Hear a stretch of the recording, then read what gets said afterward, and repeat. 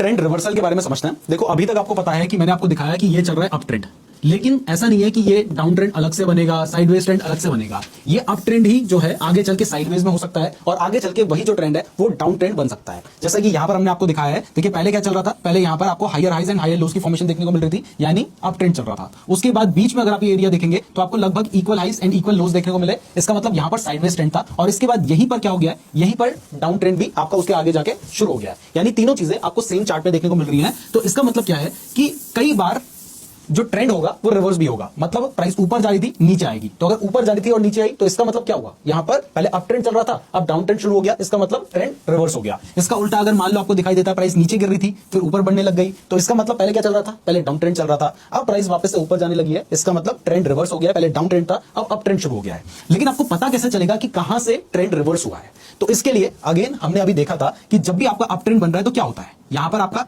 लो बनता है, यहां पर हाई बनता है, यहां पर हायर लो बनता है, हायर हाई बनता है, फिर से क्या बनता है, हायर लो बनता है, हायर हाई बनता है। लेकिन इसके बाद मान लो कि प्राइस इतना नीचे आ जाती है, तो अब यहां पर क्या आपका हायर लो बना है, क्या ये हायर लो है?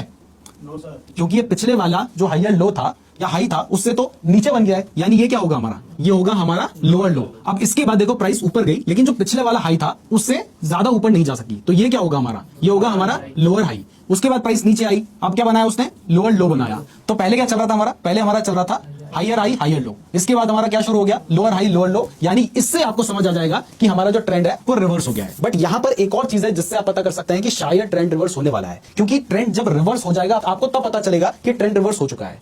बट ट्रेंड रिवर्स होने वाला है ये हमें कैसे पता चलेगा, तो इसके लिए ना हमें कैंडल्स को देखना होता है। यहां पर जो आपको कैंडल्स दिखाई दे रही हैं, अगर बड़ी बड़ी कैंडल्स बन रही हैं तो इसका मतलब यहां पर जो मोमेंटम है वो स्ट्रांग है, ज्यादा लोग खरीद रहे हैं, तभी तो बड़ी बड़ी कैंडल्स बन रही है, ज्यादा एग्रेसिवली बाइंग की जा रही है। लेकिन प्राइस जब गिरने वाली होती है ना, तो उस टाइम पर बायर्स और सेलर्स के बीच में जो लड़ाई होती है वो लगभग दोनों एक बराबर हो जाते हैं। तो आपको छोटी छोटी कैंडल्स, मरी मरी सी कैंडल्स देखने को मिलती हैं बहुत बार केस में। देखो ट्रेडिंग में हर चीज में इफ एंड बट्स होते हैं, मतलब हमेशा कोई भी चीज काम नहीं करती। तो पहले आपको बड़ी बड़ी कैंडल्स देखने को मिल रही थी, अब अगर छोटी छोटी कैंडल्स आपको देखने को मिल रही है और प्राइस एक ही रेंज में देखने को मिल रही है, तो आप ये समझ सकते हैं कि अभी तक जो ट्रेंड चल रहा था शायद वो ट्रेंड जो है वो वीक हो चुका है और अब प्राइस के गिरने के चांसेस हो सकते हैं। अगर बढ़ रही थी और अगर गिर रही थी तो शायद, अगर मान लो प्राइस गिर रही थी और उसके बाद आपको दिखाई देता है कि भाई छोटी छोटी कैंडल्स बनने लग गई हैं और यहां पर कुछ खास स्ट्रॉन्ग हमें मूवमेंट देखने को नहीं मिल रहा है, एक ही रेंज में प्राइस चल रही है, तो हो सकता है कि अब शायद प्राइस बढ़ने के चांसेस हो सकते हैं। लेकिन वो प्राइस कहां से बढ़ेगी ये भी अभी से हमें नहीं पता है, ये हमें आगे जाके पता चलेगा। इसके लिए हम वॉल्यूम वगैरह को भी देख सकते हैं, ये मैं क्या होता है आगे बताऊंगा। अभी से अगर बता दूंगा वॉल्यूम क्या होता है तो आपको काफी कंफ्यूजन हो सकता है।